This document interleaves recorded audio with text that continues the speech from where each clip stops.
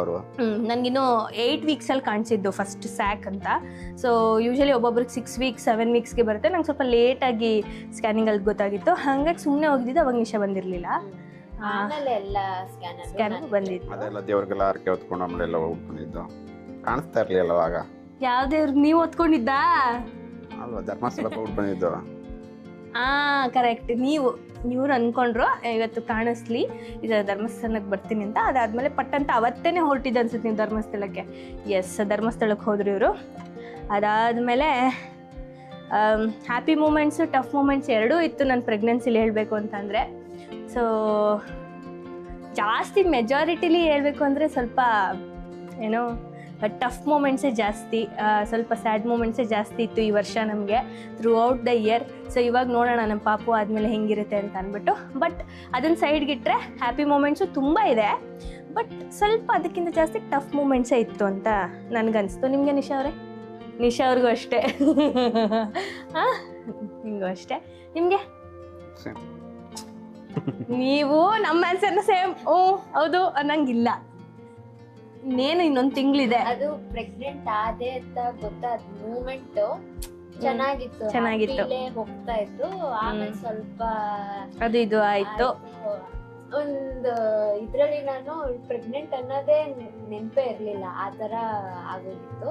ಆಮೇಲೆ ಇವಾಗ ಹೊಟ್ಟೆ ಬರ್ತಾ ಗೊತ್ತಾಗ್ತಾ ಇದೆ ಅವಳು ಪ್ರೆಗ್ನೆಂಟ್ ಅಂತ. ಸೊ ನಾರ್ಮಲ್ ಆಗಿದೆ. ಅದು ಪಾಪು ಬಂದ್ಮೇಲೆ ಏನೇನಾಗುತ್ತೆ ಎಲ್ಲ ನೋಡೋಣ. ಸೊ ಅದಾದಮೇಲೆ ನನ್ನ ಈ 8th ಮಂತ್ ರನ್ನಿಂಗ್ ಇವಾಗ ನನಗೆ. ಸೊ ಹೇಳಬೇಕು ಅಂದರೆ ಚೆನ್ನಾಗಿತ್ತು ಒಂಥರ. ಫಸ್ಟ್ ಎಕ್ಸ್ಪೀರಿಯನ್ಸ್ ಆದ್ರೂ ಏಳು ಬೀಳು ಎಲ್ಲ ಇದ್ದಿದ್ದೆ ಕಾಮನ್ ಲೈಫಲ್ಲಿ. 2-3 ನನಗೆ ಗೊತ್ತಾದ ನಾರ್ಮಲ್ ಅನ್ಸುತ್ತೆ ಕರೆಕ್ಟಾಗಿ. 2-3. ಸೊ ಅದಾದಮೇಲೆ ಪ್ರೆಗ್ನೆನ್ಸಿ ಆದಮೇಲೆ ಏನಾದರೂ ಚೇಂಜ್ ಆಯಿತಾ ಲೈಫು ಅಂತ ಅಂದರೆ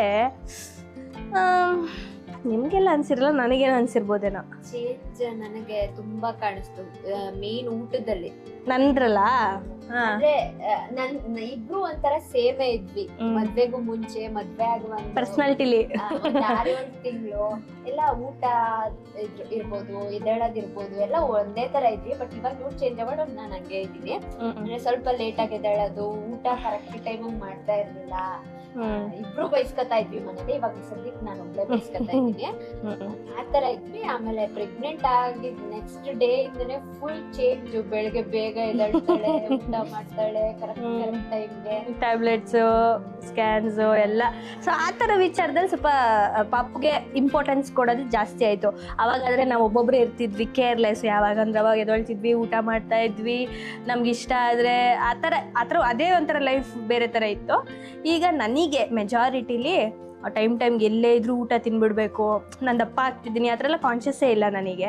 ಸೊ ಮೇಯ್ನ್ ನನ್ನ ಪಾಪು ಆರೋಗ್ಯವಾಗಿ ಚೆನ್ನಾಗಿರಬೇಕು ಅನ್ನೋದೇ ನನ್ನ ಥಾಟ್ ಇದ್ದಿತ್ತು. ಆ್ಯಂಡ್ ಏನೇ ಒಂದು ಸಣ್ಣ ಪುಟ್ಟ ಬೇಜಾರಾದ್ರೂ ನಾನು ಯಾವತ್ತೂ ಊಟ ಎಲ್ಲ ಸ್ಕಿಪ್ ಮಾಡೋದು ಆ ಥರ ಎಲ್ಲ ನಾನು ಯಾವತ್ತೂ ಮಾಡೇ ಇಲ್ಲ. ಸೊ ಆ ಥರ ವಿಚಾರಗಳು ಸ್ವಲ್ಪ ಚೇಂಜ್ ಆಗಿದೆ ಅಷ್ಟೇ. ಏನಂತೀರಾ?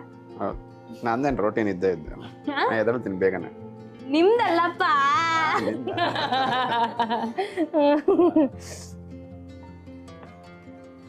ಹೌದು ಬಿಡಿ, ಆಯಿತು, ಓಕೆ. ಸೊ ಹಾಸ್ಪಿಟಲ್ ವಿಸಿಟ್ಸ್ ಎಲ್ಲ ಆನ್ ಟೈಮ್ ಹೋಗೋಕ್ಕಾಗಿಲ್ಲ ಅಂದ್ರೂ ಸ್ವಲ್ಪ ಡಿಲೇ ಆದ್ರೂ ಏನು ಹೇಳ್ತಾರೆ ಅವ್ರ ಗೈಡೆನ್ಸ್ ಎಲ್ಲ ರೆಗ್ಯುಲರ್ ಆಗಿ ಫಾಲೋ ಮಾಡ್ತಾ ಇದ್ದೆ ನಾನು. ಡಿಲೇ ಏನಿಲ್ಲ, 1 ವೀಕ್ಸ್ ಒಳಗಡೆ 3-4 ಡೇಸು. ಕೆಲವೊಂದ್ಸಲ ಡಾಕ್ಟರ್ ಅವೈಲೇಬಲ್ ಇರ್ತಿರ್ಲಿಲ್ಲ. ಸೊ ಆ ಥರ ವಿಚಾರಗಳಲ್ಲಿ ಸ್ವಲ್ಪ ಸೀರಿಯಸ್ನೆಸ್ ಅನ್ನೋದು ಲೈಫ್ ಚೇಂಜಿಂಗ್ ಪಾಯಿಂಟ್ ಅದೆಲ್ಲ. ಸೊ ಇವಾಗಲೇ ಅರ್ಥ ಆಗಕ್ಕೆ ಸ್ಟಾರ್ಟ್ ಆಗ್ತಾ ಇದೆ ನನಗೆ. ಈ ಹೊಟ್ಟೆ ಒಳಗಡೆ ಇರುವಾಗಲೇ ಇಷ್ಟು ನಾವು ಇದು ಮಾಡ್ತೀವಿ, ಅದು ಆಚೆ ಬಂದಮೇಲೆ ಅದಕ್ಕೆ ಎಷ್ಟು ಇಂಪಾರ್ಟೆನ್ಸ್ ಕೊಡ್ತೀವಿ, ಇನ್ನೂ ಏನೇನು ನಮ್ಮ ಲೈಫಲ್ಲಿ ಚೇಂಜ್ ಆಗುತ್ತೆ. ಎಲ್ಲದಕ್ಕೂ ನಾನು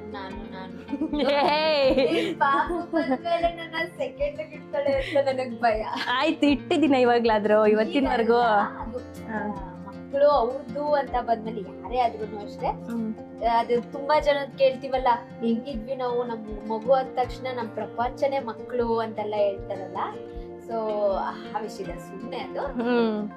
ಸೊ ಇಲ್ಲ ಗೈಸ್, ಯಾವತ್ತಿದ್ರೂ ನಿಶಾನೇ ಫಸ್ಟ್ ಪಾಪು ನನಗೆ, ಆಮೇಲೆ ಇದು ಸೆಕೆಂಡ್ ಪಾಪು. ಸೊ ಆ ಥರ ಎಲ್ಲ ಏನೂ ಚೇಂಜಸ್ ಆ ಥರ ಎಲ್ಲ ಏನೂ ಇಲ್ವೂ ಇಲ್ಲ. ಆ್ಯಂಡ್ ಇನ್ನೇನು ಡೆಲಿವರಿ ಇನ್ನೊಂದು ಮಂತ್ ಇದೆ, ಕೌಂಟ್ ಡೌನ್ ಸ್ಟಾರ್ಟ್ ಆಗಿದೆ. ಹೇಗೆ ಅನಿಸ್ತಾ ಇದೆ? ಇಷ್ಟೊತ್ತಿಗೆ ಆಗ್ಬಿಡುತ್ತೆ ನಾವು ನೆಕ್ಸ್ಟ್ ತಿಂಗಳು ಇಷ್ಟೊತ್ತಿಗೆ. ಹೌದಾ? ಆಗ್ಬೋದು ಆಗ್ಬೋದು ಹೇಳಕ್ ಆಗಲ್ಲ. ಒಟ್ನಲ್ಲಿ ಇನ್ನೊಂದು ತಿಂಗಳು, 10-15 ದಿನ ಹೆಚ್ಚು ಕಡಿಮೆ ಯಾವಾಗ ಬೇಕಾದ್ರೂ. 9 ತಿಂಗಳು ಬೀಳುತ್ತೆ ನನಗೆ. ನನಗೆ ಇನ್ನೂ ಅದು ಫೀಲ್ ಭಯ ಎಲ್ಲ ಬಂದಿಲ್ಲ. ಅವ್ಳು ಸೀಮಂತ ಆಗೋ ತನಕ ನಾರ್ಮಲ್ ಅನ್ನಿಸ್ತಾ ಇದೆ. ಸೀಮಂತ ಆಗಿ ಬೆಂಗಳೂರು ಮನೆಗೆ ಹೋದಾಗ ಸ್ವಲ್ಪ ಭಯ ಜಾಸ್ತಿ. ನನ್ಗೂ ಹಂಗೆ ಅನಿಸ್ತಾ ಇದೆ. ಇವಾಗೇನು ಆರಾಮಾಗಿದೀವಿ, ಇನ್ನು ಟೈಮ್ ಇದೆಯಲ್ಲ ಬಿಡು, 1 ತಿಂಗಳು. ಸೀಮಂತ ಆದಾಗಿಂದ ಕೌಂಟೌನ್ ಸ್ಟಾರ್ಟ್ ಆಗತ್ತೆ. ಓಕೆ, ಸೀಮಂತ ಆದ್ಮೇಲೆ ನಾನು ಸ್ವಲ್ಪ ಜೊತೆಲಿ ಇರಲ್ಲ. ಆಗಸ್ಟ್ ಫುಲ್ ಸ್ಕೆಡ್ಯೂಲ್ಸ್ ಆಗಿದೆ ನಿಶಾ ಅವ್ರಿಗೆ. ಅಕಸ್ಮಾತ್ ನಾನು ಮೈಸೂರಲ್ಲಿ ಇದ್ದಾಗ ಆಗ್ಬಿಟ್ರೆ ಆಗಲ್ಲ. ನೋಡೋಣ, ಬಂದ್ಬಿಡ್ತೀನಿ ನಾನು. ನನಗೂ ಅಷ್ಟೇ, ನೀನು ಅಲ್ಲಿ ಇರ್ತೀಯ, ನಾವ್ ಇಲ್ಲಿ ಇರ್ತೀನಿ. ಹೌದು ಕಂದ, ಹೌದು